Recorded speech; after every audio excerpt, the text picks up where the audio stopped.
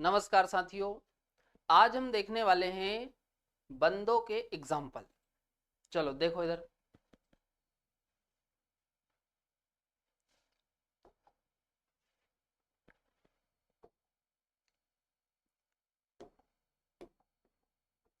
जैसे आपको एक एग्जाम्पल दे दिया जाए के सी एन, एक आपको दे दिया जाए के एन सी, और एक आपको दे दिया जाए सी ओ, और आपसे पूछा जाए कि भाई इन एग्जाम्पल में कौन कौन से प्रकार के बंद पाए जाते हैं, है ना। तो अब आपको करना क्या है, इधर देखो।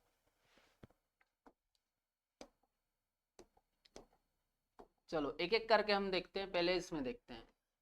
तो आपको क्या करना है, परमाणुओं को थोड़ा दूर दूर लिखना है। अपन इनके बीच में बॉन्ड लगाएंगे।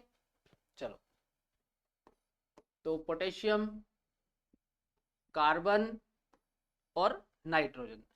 अब यहां पर आप देखो, पोटेशियम क्या है, मेटल, और कार्बन क्या है, नॉन मेटल। तो यहां पर आप देखो, मेटल और नॉन मेटल के बीच में कौन सा बॉन्ड बनता है, आयनिक।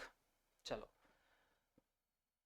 तो पोटेशियम पर पॉजिटिव चार्ज आ जाएगा और कार्बन पर नेगेटिव। तो इन दोनों के बीच में कौन सा बॉन्ड बन गया, आयनिक, आयनिक बॉन्ड। चलो, अब यहां पर आप देखो, कार्बन और नाइट्रोजन ये दोनों क्या है, नॉन मेटल, आधातु है।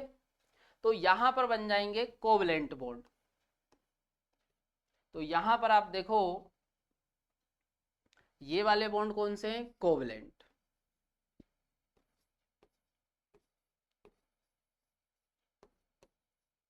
Covalent bond. चलो, तो इसमें आप देखो के सी एन में आयनिक बॉन्ड है और कोवलेंट, दो टाइप के बॉन्ड आ रहे हैं। चलो अगला एग्जांपल देखो। इसमें भी आपको ऐसा का ऐसे ही बनाना है, दूर दूर बना दो। पोटेशियम, नाइट्रोजन और कार्बन। तो यहां पर देखो, पोटेशियम मेटल और नाइट्रोजन क्या होता है, नॉन मेटल। तो यहां पर बन जाएगा आयनिक बॉन्ड। तो इस पर +1 और इस पे -1। तो यहां तो कौन सा बॉन्ड बन रहा है, आयनिक बॉन्ड। अब यहां पर आप देखो, नाइट्रोजन और कार्बन ये दोनों क्या है, नॉन मेटल। तो यहां पर कौन सा बॉन्ड बन जाएगा, कोवलेंट बॉन्ड। अच्छा, अब नाइट्रोजन को आप देखो, यहां पे बीच में नाइट्रोजन है, और नाइट्रोजन को अष्टक पूरा करने के लिए 3 बॉन्ड बनाने पड़ते हैं। कितने बॉन्ड बनाने पड़ते हैं, 3। तो आप देखो, एक तो इधर आयनिक बना लिया, ये आयनिक बन गया ना। अब कितने और बॉन्ड बनाने हैं, 2। तो पहले आप बना दो इन दोनों के बीच में 2 कोवलेंट बॉन्ड, कोवलेंट बॉन्ड। चलो, अब यहां पर आप देखो, कार्बन की यदि हम बात करें तो अभी कार्बन का अष्टक पूरा नहीं हुआ है, क्योंकि कार्बन को अष्टक पूरा करने के लिए 4 बॉन्ड बनाने पड़ते हैं। तो यहां पर आप देखो 2 ही बॉन्ड बन रहे। तो ध्यान रखना, अब यहां पर नाइट्रोजन और कार्बन के बीच में कौन सा बॉन्ड बन जाएगा, उपसह संयोजक बंध, है ना, ये इस तरीके से। तो ये है को ऑर्डिनेट बॉन्ड, कोऑर्डिनेट बॉन्ड।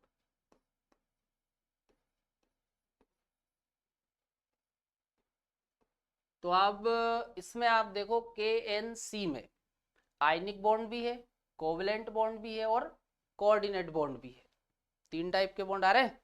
चलो अगला देखो, इसको इधर बना लो, कार्बन और ऑक्सीजन। अब यहां पर आप देखो, ऑक्सीजन को अष्टक पूरा करने के लिए कितने बॉन्ड बनाने पड़ते हैं, 2, है ना। तो यहां पर, और दोनों ही क्या है, कार्बन भी नॉन मेटल है और ऑक्सीजन भी नॉन मेटल है। तो पहले हमको कौन से बॉन्ड बनाने हैं, कोवलेंट। चलो, तो यहां पर अपन ने 2 कोवलेंट बॉन्ड बना दिए। तो यहां पर आप देखो ऑक्सीजन का अष्टक तो पूरा हो गया, पर कार्बन को अष्टक पूरा करने के लिए कितने बॉन्ड बनाने पड़ते हैं? 4। तो कार्बन का अष्टक पूरा नहीं है, तो यहां पर कौन सा बॉन्ड बन जाएगा? Coordinate bond. तो ये नीचे वाले जो 2 बॉन्ड है ये कौन से हैं? Covalent bond. और ये ऊपर वाला बॉन्ड कोऑर्डिनेट बॉन्ड है ना।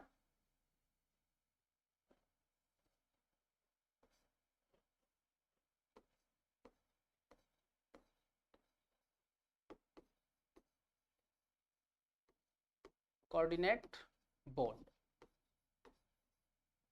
चलो नोट करो पहले इनको।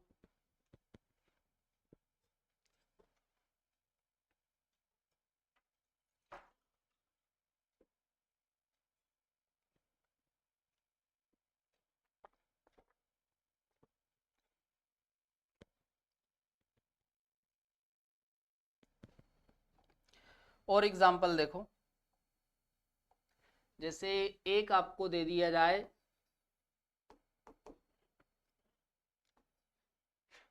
O3, एक आपको दे दिया जाए N2O, एक आपको दे दिया जाए H3O पॉजिटिव। ठीक है, चलो पहले इसमें देखो,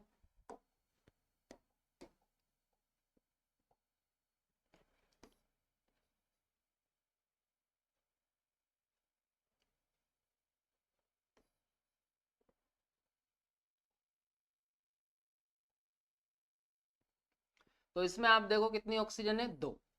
सॉरी, कितनी ऑक्सीजन है इसमें? 3। तो ये हमने 3 ऑक्सीजन बना दी। अब देखो ऑक्सीजन अष्टक पूरा करने के लिए कितने बॉन्ड बनाता है? 2। कितने बॉन्ड बनाता है? 2। तो यहां पर हम पहले बना देते हैं, ये 2 बना दिए कोवलेंट बॉन्ड। अभी आप देखो इन दोनों ऑक्सीजन का तो अष्टक पूरा हो गया, पर इस वाली ऑक्सीजन का भी अष्टक पूरा नहीं हुआ है। मतलब यहां पर अब कौन सा बॉन्ड बन जाएगा? Coordinate bond. तो यहां पर लगा दो कोऑर्डिनेट बॉन्ड, है ना। तो ये वाले जो 2 बॉन्ड है ये है कोवलेंट बॉन्ड, और ये जो एरो वाला बॉन्ड है ये है कोऑर्डिनेट बॉन्ड।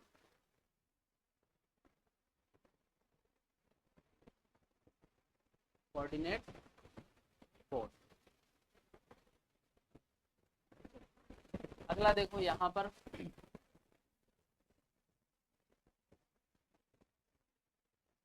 तो पहले तो ऐसे ही बना दो इनको, नाइट्रोजन, नाइट्रोजन और ऑक्सीजन। अब देखो नाइट्रोजन को अष्टक पूरा करने के लिए कितने बॉन्ड बनाने पड़ते हैं? 3।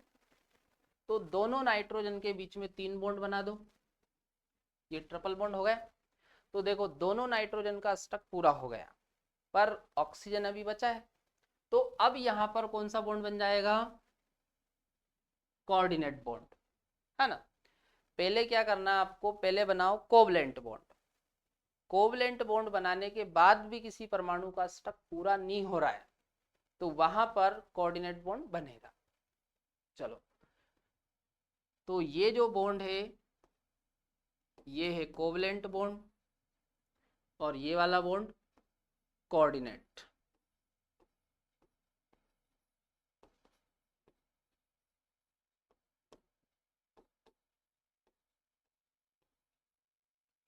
चलो यहां पर देखो,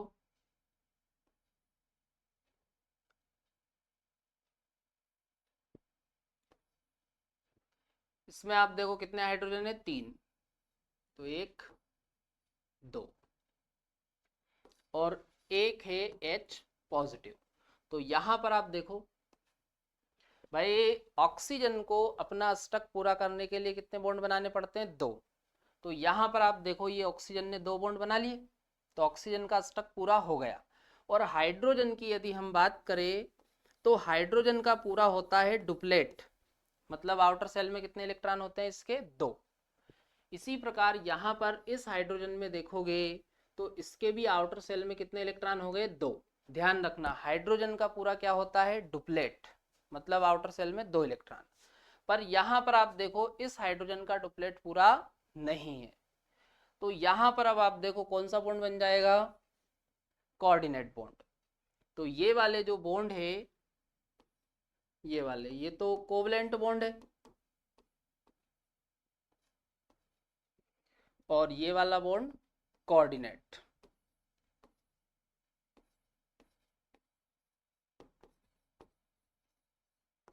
कोऑर्डिनेट बॉन्ड। चलो नोट करो पहले इनको।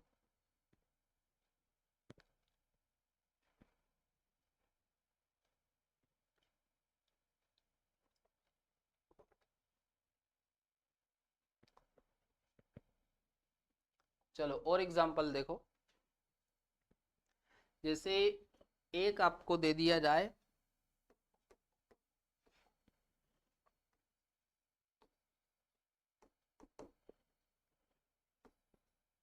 N2O4, और एक आपको दे दिया जाए NH4Cl, है ना। तो यहां पर आप देखो यहां पर देखो नाइट्रोजन कितने हैं, 2, और ऑक्सीजन कितनी है, 4।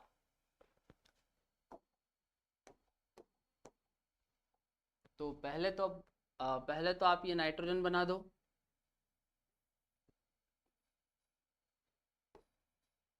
ऑक्सीजन कितनी है, 4।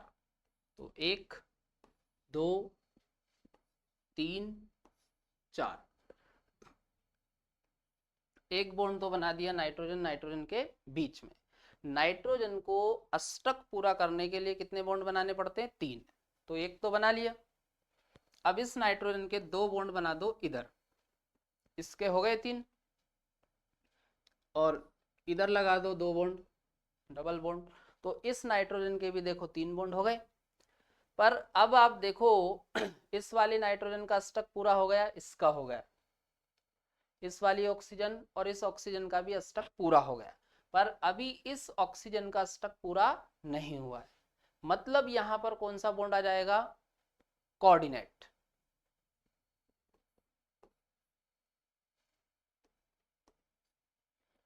तो इसमें आप देखो ये जो एरो वाले बॉन्ड है, एक तो ये और एक ये कोऑर्डिनेट बॉन्ड है।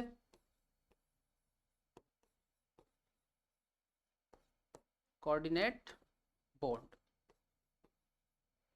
और ये वाले जो बॉन्ड है ना, ये वाला, ये वाला, तो ये है कोवलेंट बॉन्ड। चलो अब इस वाले में आप देखो, तो नाइट्रोजन कितने हाइड्रोजन जुड़े हुए हैं, 4। तो 1 2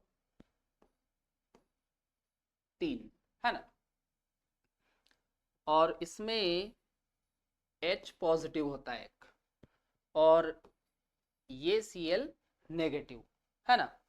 तो यहां पर आप देखो नेगेटिव पॉजिटिव, तो यहां पर तो कौन सा बॉन्ड बन गया, आयनिक बॉन्ड, है ना। अब यहां पर आप देखो ये H पॉजिटिव, अभी इसका डुप्लेट कंप्लीट नहीं है भाई, इसके पास तो एक भी इलेक्ट्रॉन नहीं है, H पॉजिटिव है ना। तो अब यहां पर क्या होगा, नाइट्रोजन और हाइड्रोजन के बीच में बन जाएगा कोऑर्डिनेट बॉन्ड, है ना। तो ये वाला बॉन्ड कौन सा है, कोऑर्डिनेट।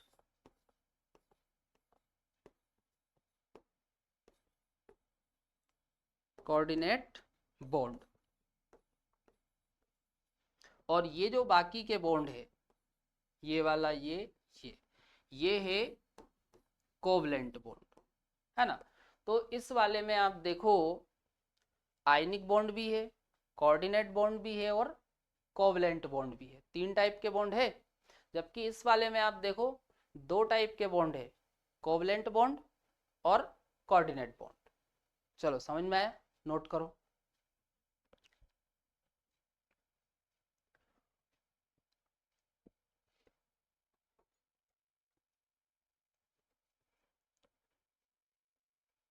चलो अब हम देखेंगे धात्विक बंध, है ना। चलो पहले समझो इसको। तो यहां पर आप देखो, तो देखो ये जो धात्विक बंध है ये आपको मिलेगा धातु में। ध्यान रखना, देखो नाम से समझ में आ रहा धात्विक बंध, तो धात्विक बंध अपने को कहां पर मिलेगा? धातु में। तो यहां पर अपन एक धातु परमाणु ले लेते हैं, जैसे सोडियम। तो सोडियम क्या करता है? एक इलेक्ट्रॉन मुक्त करता है और ये बन जाता है सोडियम आयन, है ना। अब अपन सोडियम धातु की संरचना बनाते हैं। आप संरचना में देखोगे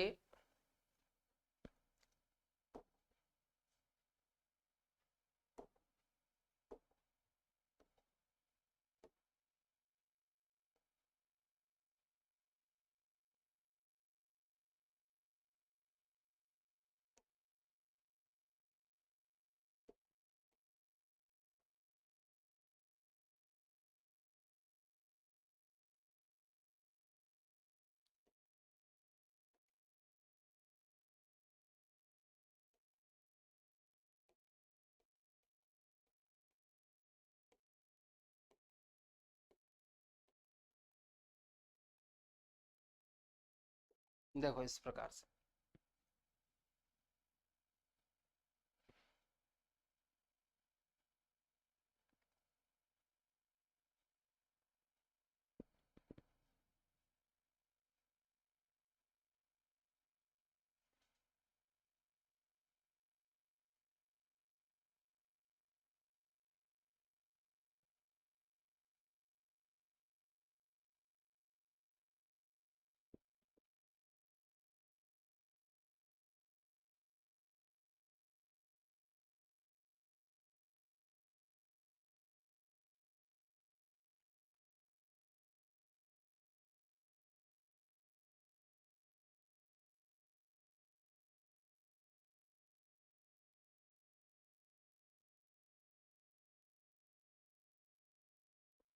चलो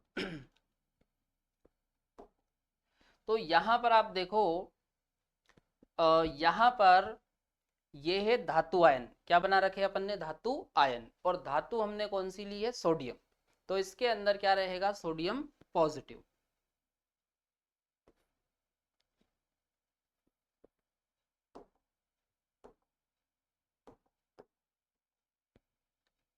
तो पॉजिटिव पॉजिटिव पॉजिटिव,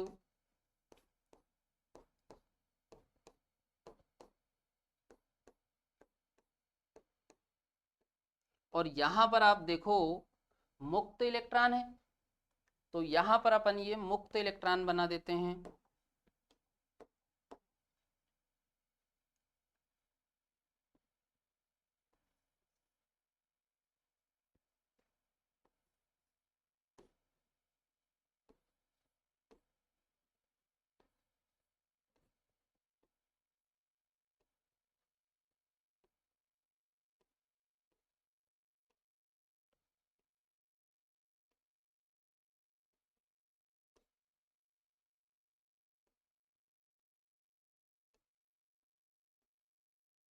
इस तरीके से।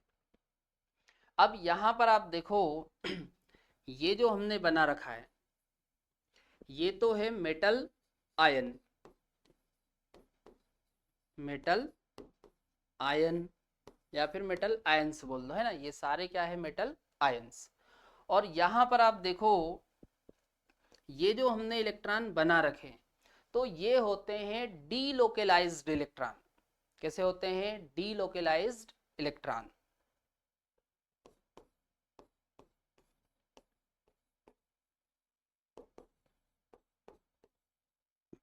डीलोकेलाइज्ड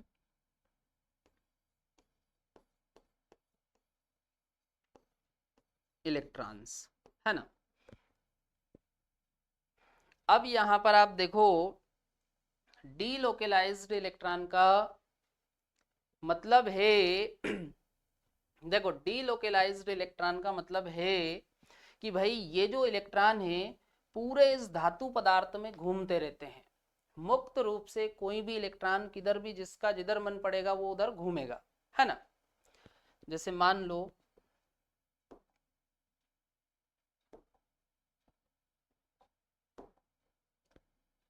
ये इलेक्ट्रॉन इधर जा रहा, ये सारे घूमते रहते, कोई किधर भी जा रहा,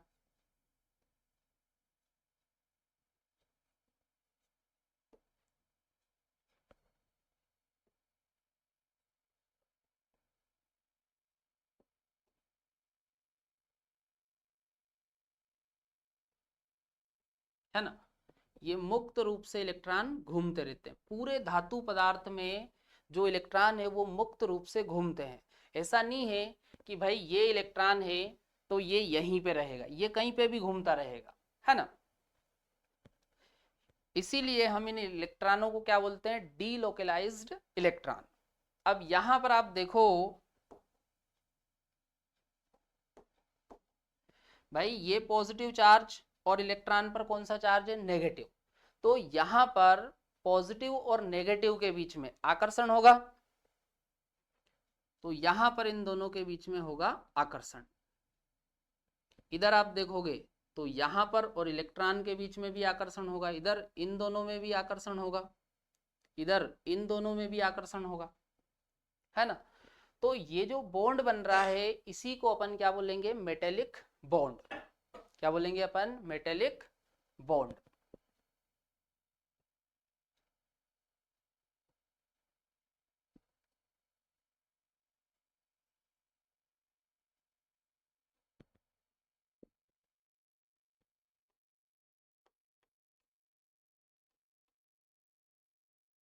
मेटेलिक बॉन्ड, है ना।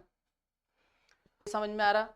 और एग्जाम्पल की अपन बात करें तो आप कोई भी धातु ले सकते हो, जैसे सोडियम ले सकते हो, मैग्नीशियम ले सकते हो, एल्यूमिनियम ले सकते हो, कॉपर ले सकते हो, है ना। चलो अब इसमें थोड़ा सा आप समझो।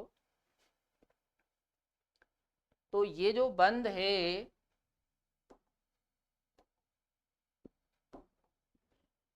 धातु आयनों, भाई ये अपन ने क्या बना रखे, ये धातु के आयन है, और मुक्त संयोजक इलेक्ट्रॉनों के समुद्र के बीच स्थिर वैद्युत आकर्षण बल के कारण बनता है ना। और ध्यान रखना, ये जो इलेक्ट्रॉन है मुक्त रूप से घूमते रहते हैं, ऐसा नहीं कि ये इलेक्ट्रॉन है तो ये यहीं पे घूमेगा, ये कहीं भी घूमेगा मुक्त रूप से, है ना, ध्यान रखना।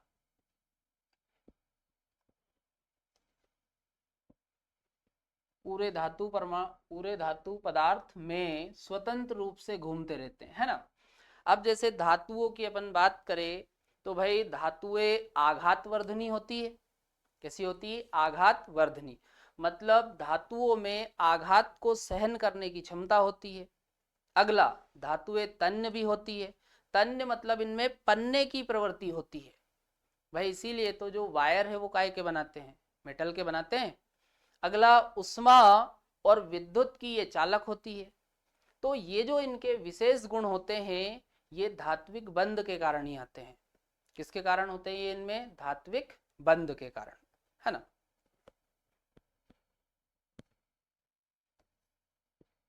ध्यान रखना है ना, आघात वर्धनी, तन्य, विद्युत और उष्मा की चालक होती है ना। चलो नोट करो ये।